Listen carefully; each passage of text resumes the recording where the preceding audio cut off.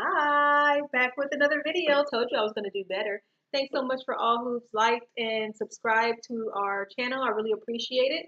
So today I want to talk to you about the wholesale process from start to finish. I think so many gurus and other YouTubers, they fail to mention that you should really break this down into two separate columns, okay? There's one where you're dealing with the seller, and then there's a whole another step or another process when you're dealing with the buyer. And I think it's very important for us as wholesalers to know how to separate these tasks so that we can be more efficient. I'm going to show you on my trusty whiteboard. I've been doing a lot better with the whiteboard. Let's jump right into it. I don't know if you know me or not, or if you follow us on Wholesaling How-Tos with Jackson Innovates on Facebook, but I really just like to do. I think a lot of us spend so much time in seminars listening and sitting, and we don't spend a whole lot of time doing. So I really want my videos to kind of be the same way. I gave you an intro. I'm Ashley. Okay, now let's get to work. All right, step one. Remember, this is the seller side. Step one, marketing. You need to market to find sellers.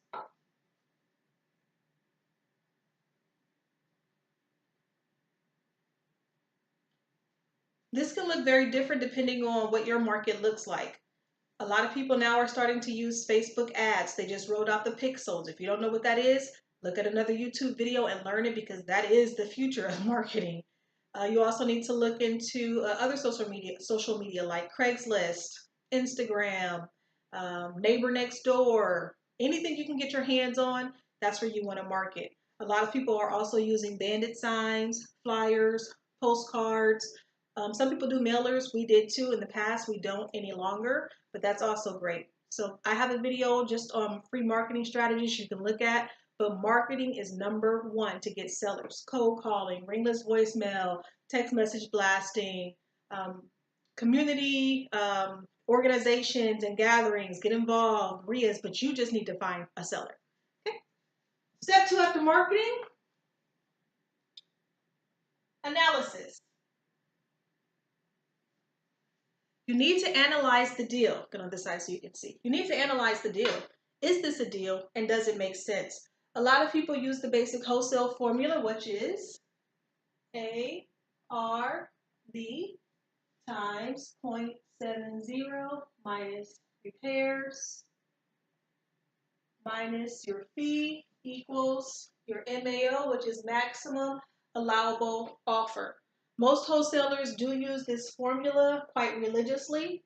I'll say that here in Houston, in certain areas, because we have certain really hot areas and we're a really big city, I almost never sell for 0.70. All of my properties are going to be like 0.80. I've even sold some like 0.85. I can do that in Houston because I know my market. If you're in a smaller market, like we do some virtual wholesaling in Cleveland, you need to stick to the 0.70, or at least until you get an idea of what your buyers are willing to pay. And then from there, you can kind of manipulate this a little bit. But right now, this should be your basic analysis for if this is going to be a good wholesale deal for cash. I'll have other videos about what to look for if you're going to do it for subject tos or owner finance. Step three, still on the seller side.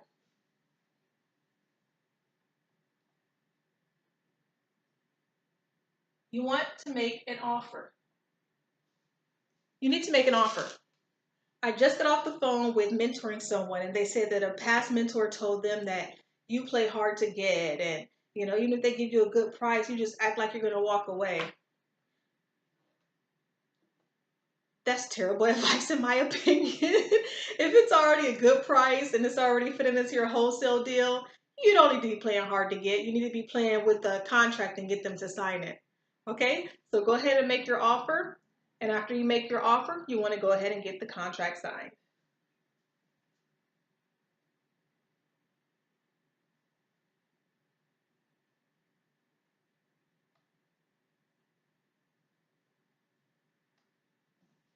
Here's another secret step that a lot of other people won't share with you. After you get the contract signed, I always try to renegotiate.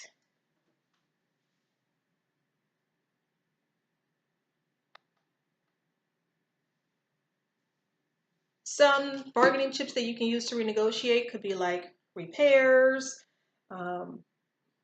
knowing that the seller needs to sell quickly, you can say, oh, well, wow, okay, well, I can close it faster, but not at that price. But the repairs is usually where I find all of my wiggle room to renegotiate. And if the renegotiation doesn't work, guess what? You already have a great offer anyway. Who cares? But for me, it doesn't hurt to go for it. You're in this to, of course, help sellers. But for me, I do this full time. So this is also how I pay my mortgage. I don't want nobody calling me as a seller.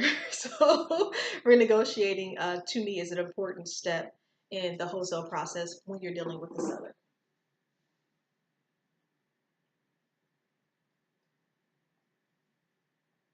Next step is memo. I firmly believe in filing a memorandum of affidavit for any purchase that I have. I just want to make sure that I protect my interests in the contract. I've been in Facebook groups where we've argued back and forth. Some people say, well, only scammers do that. People who aren't going to ever close the deal, and they just want to have, they just don't want the seller to sell to anyone else, and they're holding up the seller's time. Please, I don't have time to keep anybody's property hostage. If you don't want to sell to me and you change your mind, fine. But it's going to be because you changed your mind. It's not going to be because another wholesaler or cash buyer went around me and went behind my back and stole my deal. So I'm always going to file the memo. There have been some title companies that I've worked with where they've asked me to pay to have the memo released, which is fine. I don't mind paying like the $70 to have it released to get a $7,000 or $8,000 check. Totally works for me. But I firmly believe in doing the memo. Others don't. That's on them. I do. So now you're done with the seller. You've done everything right. You found the seller. You know it's a good deal. You got the contract. Then you got an even better deal when you renegotiated it and you have it protected with the memo. Now your work with the seller is done. The only thing you're going to be doing now is working with the seller because they're going to have the closing crazies. Closing crazies is when someone knows they're about to close on their house and they start getting crazy on you. When are we closing? Are we still doing this? Are you still interested? What's happening? Give me an update. You do that. But other than that, your work with the seller is done and it's time to move on to your buyer. I'm going to erase this formula so I can have more room. Buyer side. Same with same with seller. For your buyer, you're going to begin with marketing. You need to market to find cash buyers.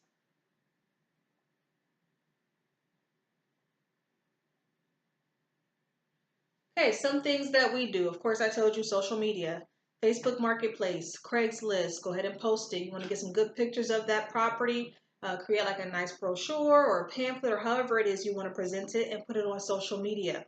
Also, you want to do reverse bandit signs. So now instead of making bandit signs to find motivated sellers, you're going to make bandit signs to find cash buyers. You will get a lot of wholesalers who will call you as well. That's fine. There's nothing wrong with having a JV deal as a backup deal. If you would have asked me this a few months ago, I would have laughed at you like, ha, not JVing. I'm going to have all of my money to myself.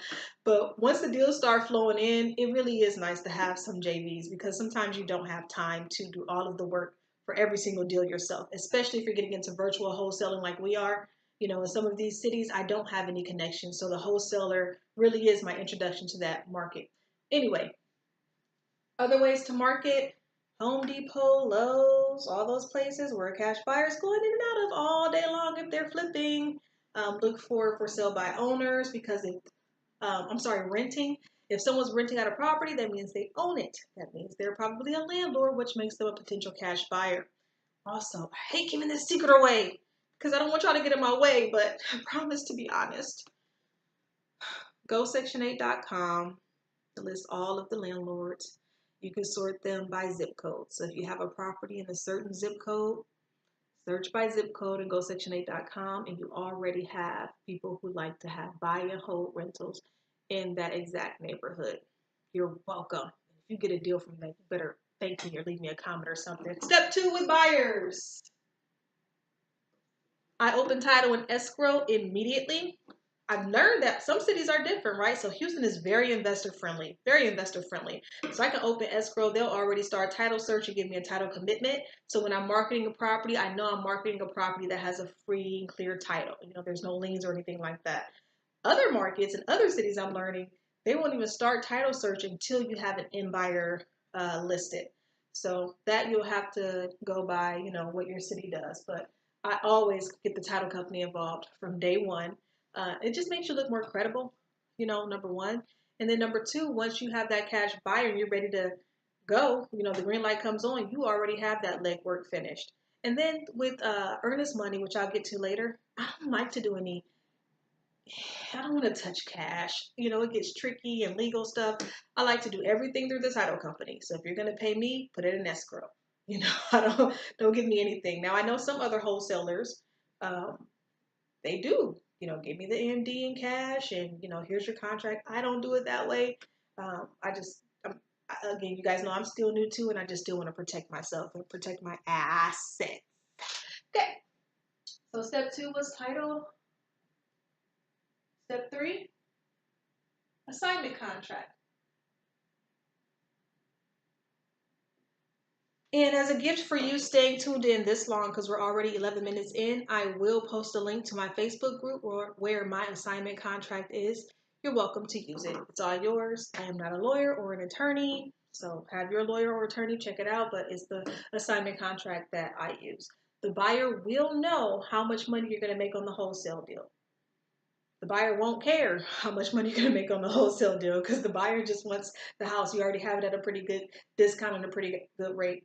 The seller, however, won't see it. If you work with an investor-friendly title company, you'll get two separate HUDs. One for the seller, one for the buyer. The two never mix. Number four, you want to collect EMD. I shared on a previous video that we had one property where 4 people came and deposited EMD. Sorry, I should get on this side so you can see. 4 people came and deposited EMD or earnest money deposit at Escrow. And the escrow company had to call us and tell us to stop. We can't take money from all of these people. We can only take money from one person, send them back. So my rule is first come, first serve. Whoever puts EMD down first, that's who I'm going to start working with. I'll keep the others as backups, and I'm pretty honest with them about it. Hey, you're number 2 in line. Hey, you're number 3 in line. But whoever gives me earnest money first, that's who's going to get the contract. For earnest money, I usually try to do a minimum of 2,000. That way, if everything goes wrong, I walk away with 1,000, and then I offer my seller $1,000 as an apology. Luckily, I've never been in that situation. All of the deals that I've had so far have closed. Thank God. Hopefully, they always do. But I always have that with the seller in mind and myself as well. Step 5.